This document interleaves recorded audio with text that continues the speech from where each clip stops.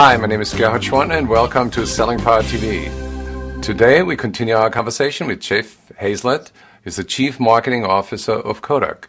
Welcome, Jeff. Good to be here. Thank you very much. Well, I'm so excited about your new book. You handed out some leaflets and tell us all about it. Well, I'm excited about the new book because it's about a 15-year process in the making, as you can imagine, because you give a lot of yourself when you do a book. The book is called The Mirror Test, and it's a lot of the same practices we put in place there, and I put in my own businesses over the years back in Sioux Falls, South Dakota.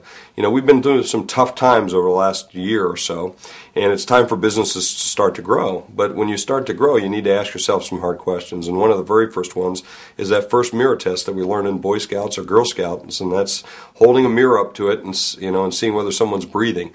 Do you fog the mirror? It's a proof of life. And there's other mirror tests that we have to do, and it's really about, a leader who runs a business, whether that man or woman who's leading it, really has to ask themselves some hard questions sometimes. And what are the hard questions? Well, are you going to survive? Do I have the right kind of people? Can I look in the mirror and do I have the right story to tell other people? That's a good example. And in the book, I redefine the elevator pitch. Elevator pitches have grown into, PowerPoint slides of 30 or 40 or 50 slides, and that's the elevator pitch, and that's not what it's designed. So I redefine that as the 118.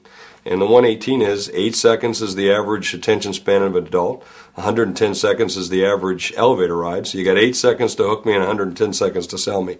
If Moses can do it in 2 tablets of 5 bullet points each, you can do it a lot simpler than he can. So is this a reflection of the Twitter mind? No, it's actually interesting. I mean, if you even look at 140 characters, I think we've all gotten shorter attention spans, but we've had that from the beginning. Right. If you look at the lead story at the New York Times or the Washington Post, their lead paragraphs are less than 140 characters. So essentially what you're talking about is the ability to compress in an intelligent and compelling way a unique selling proposition or a story or something that's interesting about you. So let's do a test. Absolutely. What was your most memorable sales moment? Well, my most memorable sales moment, and you actually know this because I actually told you this one time before, but that's getting my wife to say yes. And that is to marry me, because I know me and I wouldn't marry me. And so that was probably the best sales moment that led to the most memorable things in all of my life. What was your most memorable tweet that got you the most response?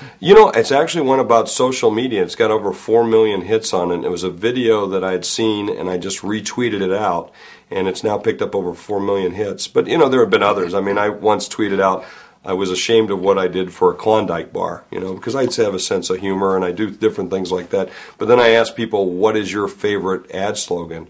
And then many thousands of tweets later, I'm still seeing those come in. How do you find the number one defining question that really makes a difference in somebody's business? Well, I think the proof of life is the most important one. Do you really have a business that's sustainable? A business model. It's the business model. And, right. Do you have a product you sell? And then inside that product is or that service, what's your unique, value proposition? Because a lot of people don't, you got the same people. Let's say I run a printing company in Sioux Falls. I competed with 53 other printing companies in Sioux Falls, South Dakota.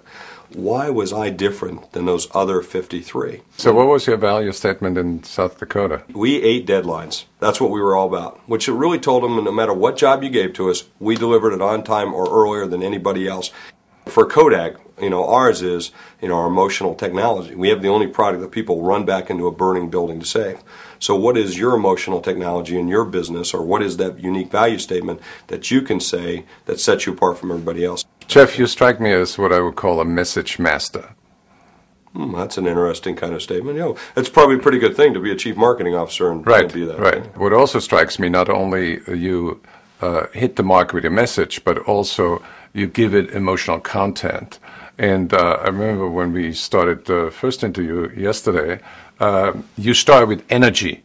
And I remember when I saw you speak, you started with energy. How do you develop that, and how do you teach that to other people? Well, I think you have to be passionate about what you do. I mean, you have to love what you do, and if you don't love what you do, then get out of it. I have 3 things in life when it comes to a job. I want to build wealth for my family, I want to grow professionally, and I want to have fun. And to me, that's what makes that energy happen. And if you can have all three of those, then it's great.